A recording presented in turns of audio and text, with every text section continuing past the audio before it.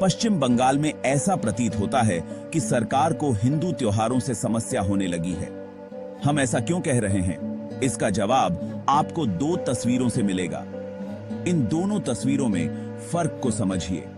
एक ओर मुहर्रम और 12 वफात के अवसर पर पश्चिम बंगाल सरकार सुरक्षा के पुख्ता इंतजाम करती है, जुलूस के लिए कॉरिडोर बनवाती है और यहां तक कि जुलूस के दिन दुर्गा विसर्जन पर रोक तक लगा दी जाती है।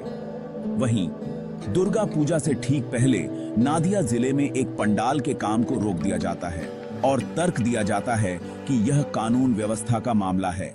लेकिन सवाल उठता है, जब मुहर्रम के ताजिया जुलूस के लिए कॉरिडोर बन सकता है तो दुर्गा पूजा के पंडाल के साथ यह भेदभाव क्यों?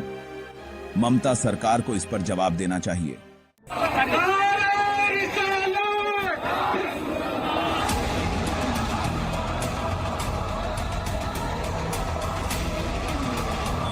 दीदी को इस भीड़ से दिक्कत नहीं है, पर दीदी को लगता है इस भीड़ से दिक्कत है।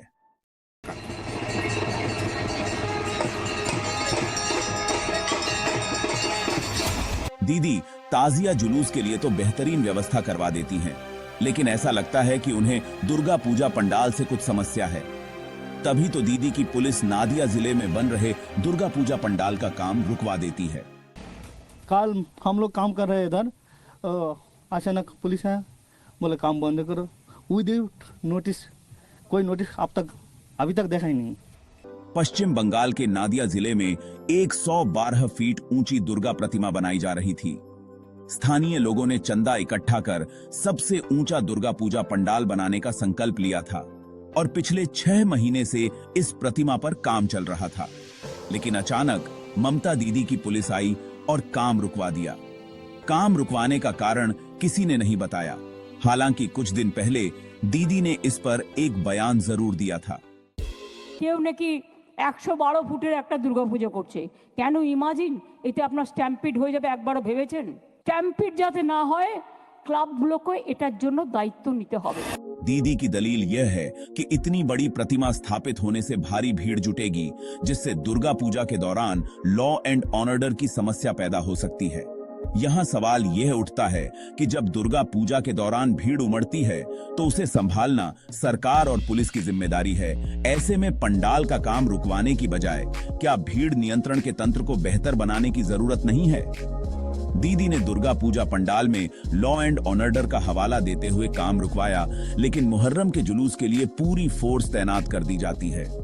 मुहर्रम के दौरान भीड़ को नियंत्रित करने के लिए पुलिस को पूरी तैयारी के साथ तैनात किया जाता है, लेकिन दुर्गा पूजा में भीड़ के डर से पंडाल के काम पर रोक लगा दी जाती है।